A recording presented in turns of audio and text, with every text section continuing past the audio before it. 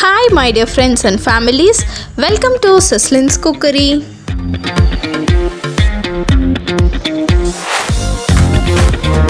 இன்னைக்கு நம்ம பார்க்க போகிறது ஒரு சிம்பிளான லஞ்ச் பாக்ஸ் ரெசிபி. இந்த வீடியோ வந்து ஸ்பெஷலாக பேச்சுலர்ஸ் அப்புறமா புதுசாக கல்யாணம் ஆயிருக்கவங்க இவங்களுக்காக ரொம்ப சிம்பிளான ஒரு லெமன் ரைஸும் இந்த லெமன் ரைஸுக்கு ஏற்ற ஒரு பெஸ்ட்டு சைட் டிஷ் உருளைக்கிழங்கு வறுவல், அதுவும் எப்படி பண்ணுறதுன்னு அதில் சொல்லியிருக்கேன். வாங்க வீடியோக்குள்ளே போகலாம். அதுக்கு முன்னாடி இன்னும் நம்ம சிஸ்லின்ஸ் குக்கரி பேஜை சப்ஸ்கிரைப் பண்ணாதவங்க ப்ளீஸ் சப்ஸ்கிரைப் பண்ணிக்கோங்க. அப்படியே பக்கத்தில் இருக்கிற பெல் பட்டனையும் கிளிக் பண்ணிக்கோங்க.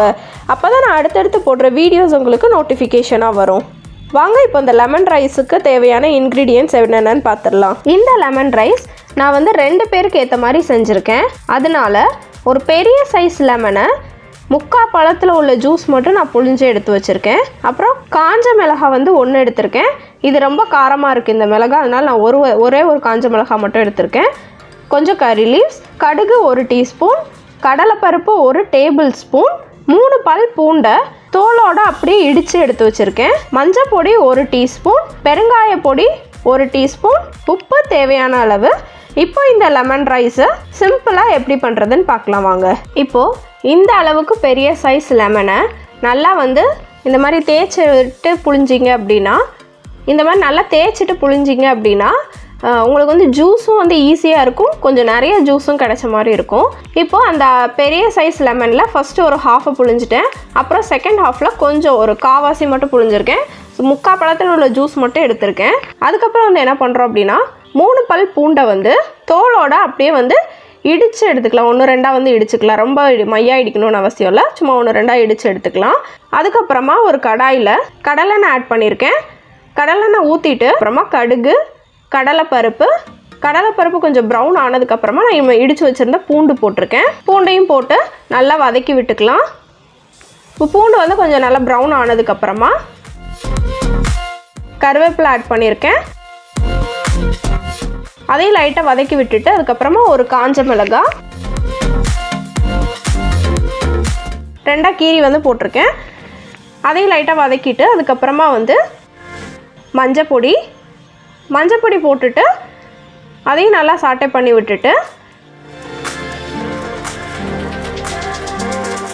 மஞ்சள் பொடியோட பச்சை வாசனை போனதுக்கப்புறமா பெருங்காயத்தூள் ஆட் பண்ணியிருக்கேன். பெருங்காயத்தூளையும் போட்டு நல்லா கிளறி விட்டுக்கலாம். இப்போ எல்லாமே ஓரளவுக்கு பச்சை வாசனை போயிடுச்சு. இந்த டைமில் நம்ம புழிஞ்சு வச்சுருந்த லெமன் ஜூஸையும் ஆட் பண்ணிக்கிறோம். ஃபுல்லாகவே வந்து அடுப்பில் சிம்மில் தான் இருக்குது. இந்த லெமன் ஜூஸ் ஊற்றின உடனே வந்து நம்ம ஸ்டவ் ஆஃப் பண்ணிக்கலாம்.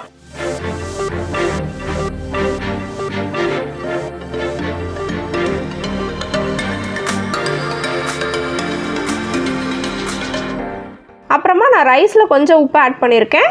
அதனால் இந்த லெமன் இதுலேயும் வந்து கொஞ்சம் லைட்டாக உப்பு ஆட் பண்ணியிருக்கேன்.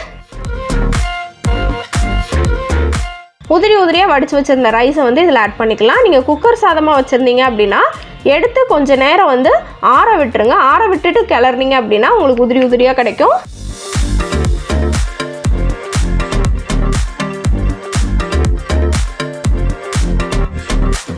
நல்லா வந்து லெமன் ரைஸை கிளறி விட்டாச்சு. சிம்பிளான lunch box recipe lemon rice ரெடியாக இருக்குது. இப்போ இந்த லெமன் ரைஸுக்கு ஏற்ற ஒரு பர்ஃபெக்டான சைட் டிஷ் வந்து பார்க்க போகிறோம், உருளைக்கிழங்கு வறுவல். இந்த உருளைக்கிழங்கு வறுவல் பண்ணுறதுக்கு தேவையான இன்க்ரீடியன்ட்ஸ் என்னென்னு பார்த்துடலாம். 4 உருளைக்கிழங்கை நல்லா வேக வச்சுட்டு குட்டி குட்டியாக கட் பண்ணி எடுத்து வச்சுருக்கேன். அப்புறம் ஒரு பெரிய வெங்காயம், அதையும் குட்டி குட்டியாக கட் பண்ணி எடுத்து வச்சுருக்கேன். பூண்டு 2 பல், அதை நல்லா இடித்து எடுத்து வச்சுருக்கேன். கடுகு 1 டீஸ்பூன், கருவேப்பிலை, மஞ்சள் பொடி வந்து 1/2 டீஸ்பூன் எடுத்திருக்கேன். மிளகாய் பொடி 1 டீஸ்பூன், காஷ்மீரி சில்லி பவுடர் வந்து 1/2 டீஸ்பூன் எடுத்திருக்கேன், இது கொஞ்சம் கலருக்காக. அப்புறமா தேவையான அளவு உப்பு எடுத்திருக்கேன். அவ்வளோதான். இப்போ இந்த உருளைக்கிழங்கு வறுவல் எப்படி பண்ணுறதுன்னு பார்க்கலாம் வாங்க.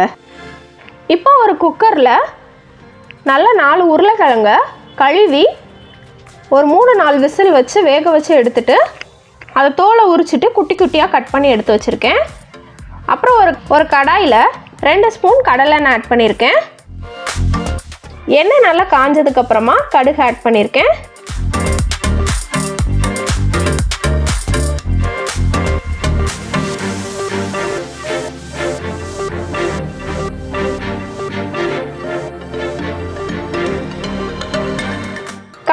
நல்லா பொரிஞ்சதுக்கப்புறமா இடித்து வச்சுருந்த பூண்டு ஆட் பண்ணியிருக்கேன். இப்போ பூண்டு நல்லா வதக்கி விட்டுக்கலாம். நல்லா ப்ரௌன் ஆனதுக்கப்புறமா நம்ம குட்டி குட்டியாக கட் பண்ணி வச்சுருந்த பெரிய வெங்காயம் ஆட் பண்ணியிருக்கேன். அதையும் சேர்த்து நல்லா வதக்கி விட்டுக்கலாம்.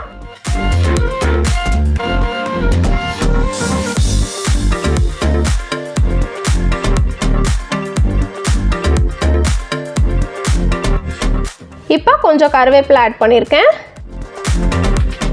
அதையும் சேர்த்து நல்லா வதக்கி விட்டுக்கலாம். வெங்காயம் நல்லா பொன்னிறமாக வதங்கட்டும். இப்போ நல்லா வதங்கினதுக்கப்புறமா மஞ்சள் பொடி,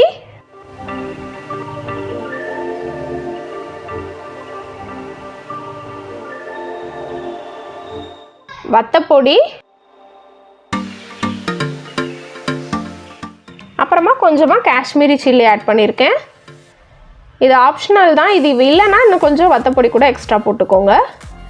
இப்போ எல்லா மசாலெல்லாம் எண்ணெயிலே நல்லா வதக்கி விட்டுக்கலாம். அப்போ தான் அந்த பச்சை வாசனை போகும். லைட்டாக வதக்கி விட்டதுக்கப்புறமா இந்த உருளைக்கிழங்குக்கும் வெங்காயத்துக்கும் எவ்வளோ உப்பு தேவையோ அதை ஆட் பண்ணி அதையும் சேர்த்து நல்லா வதக்கி விட்டுக்கலாம். இப்போ நம்ம குட்டி குட்டியாக கட் பண்ணி வச்சுருந்த உருளைக்கிழங்கு ஆட் பண்ணிக்கிறேன். இந்த மசாலா எல்லாமே உருளைக்கிழங்குல நல்லா ஜெல் ஆகிற மாதிரி நல்லா வதக்கி விட்டுக்கலாம்.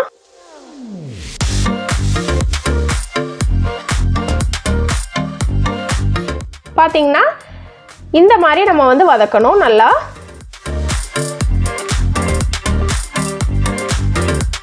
இப்போ அந்த உருளைக்கிழங்குல மசால் வந்து இறங்குறதுக்காக கொஞ்சம் நேரம் மூடி வச்சு வதக்கலாம். அப்பப்போ கிண்டி விட்டுக்கலாம்.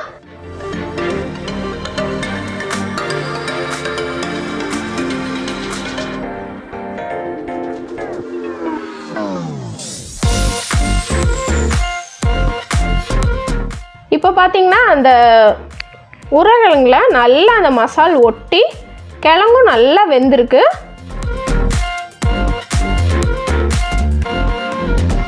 இப்போ இந்த உருளைக்கிழங்கு வறுவல் ரெடி ஆயிருச்சு.